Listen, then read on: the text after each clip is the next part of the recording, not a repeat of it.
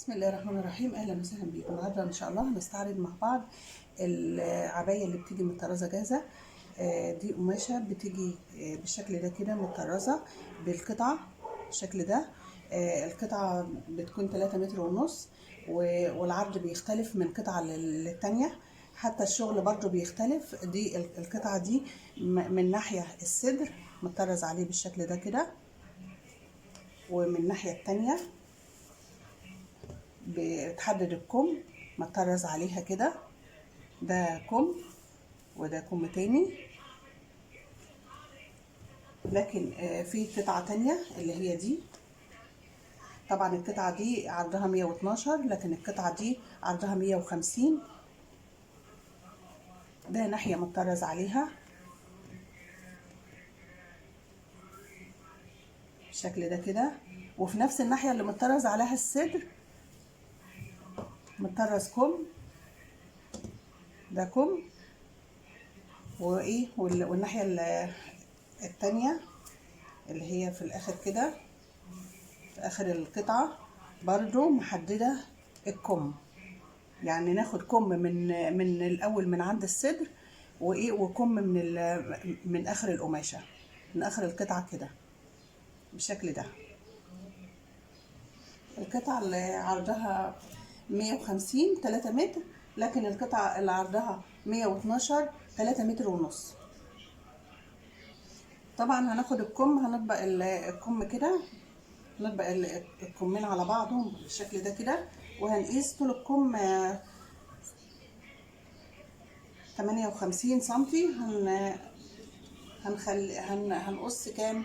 هنقص 62 علشان الخياطة وتانية الكم. ده الكم بعد ما قصيناه هنتنيه على بعضيه كده بالشكل ده.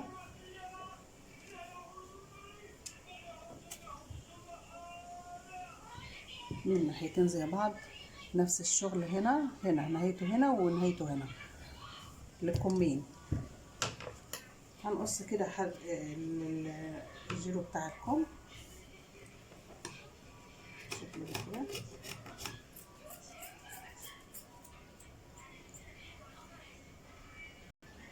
وبعد ما نقص هنعمل علامة هنا كده في النص كده تحدد لنا، وبعدين هناخد دي كده عشان هيبقى الكم مسحوب، مش ما فيهوش لا اسوره ولا استك ولا حاجه خالص. هيتني وهيسحب كده، هتخيط كده.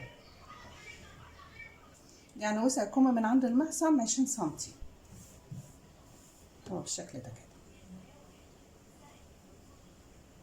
طبقنا القماش بالشكل ده كده، والطول الكلي للعبايه 140.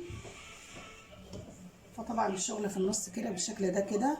هنطبق كده، احنا طبقناها على 2، هنطبقها على 4. طبقناها على 4 بالشكل ده، ويكون الصدر متحدد في النص كده. نخلي بالنا يكون الشغل زي بعضه كده، والصدر في النص بالشكل ده كده. وبعدين هناخد القماشه كده وايه ونقيس. هنشوف الكتف طبعا 44، عرض الكتف 44.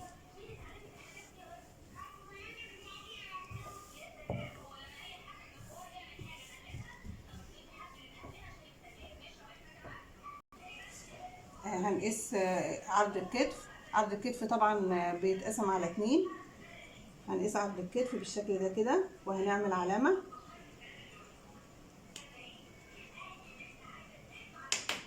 وهننزل كده من عند العلامة،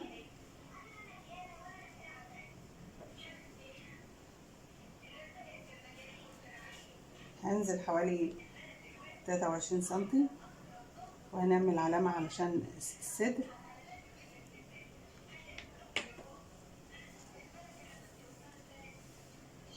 وسع الصدر لف 126. هنقول ربعهم لان احنا طابقين القماش على 4. هنقول ربعهم 31 ونص. وهنعمل حساب طبعا الخياطة. احنا هنعمل علامة بس هنحدد بيها المقاس اللي احنا عايزينه، وهنعمل علامة وهننزل لوسع الهانش، ووسع الهانش 150 لف.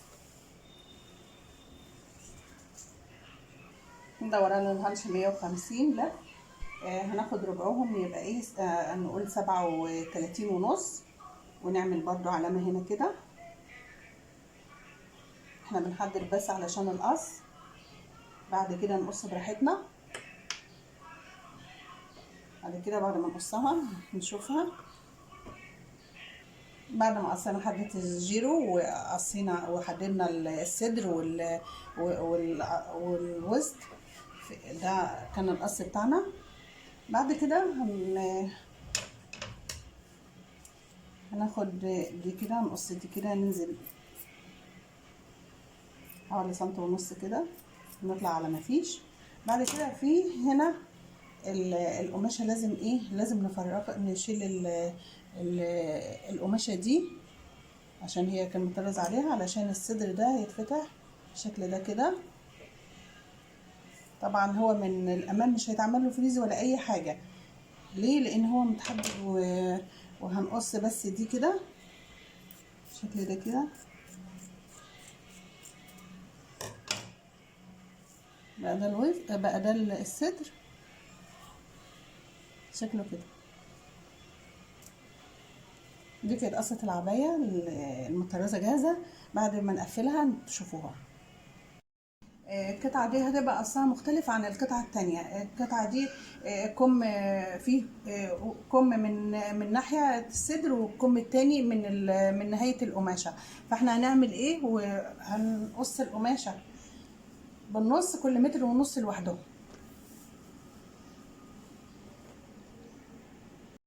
قصينا كل متر ونص لوحدهم. ليه؟ لان الكم الترز عليه مش زي التاني، مش زي التاني من ناحيه واحده كمين، لا، كم من ناحيه بالشكل ده كده، والناحيه التانيه فاضيه خالص. وفي الناحيه اللي فيها الصدر فيها كم بالشكل ده كده. فعشان كده لازم نقص كل ناحيه لوحدها، عشان ايه، نقص الكمين مع بعض كده. عملنا الكمين على بعضهم كده. وخلي بالك ده الوش وده الظهر، ايه، الظهر على الوش كده. تخلي بالك لما تيجي تقصي ما تقصيش الظهر والوش مع بعضهم للايه للصدر. احنا بس ايه، هنحدد الكم بس، عشان كده هنقصه. بعد ما قصينا الكم بقى نعمل ايه، بنعمل الكم كده.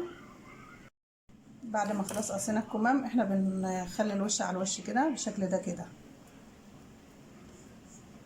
وبعد كده بنحردها.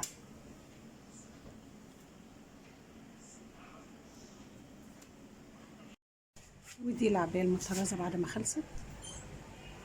ده نظامها.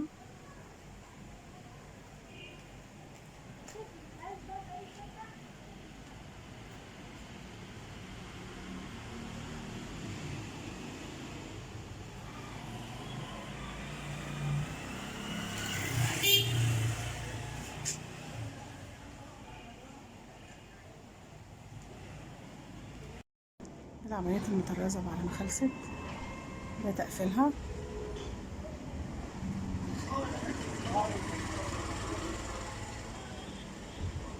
ده الكم التاني. دي العباية التانية.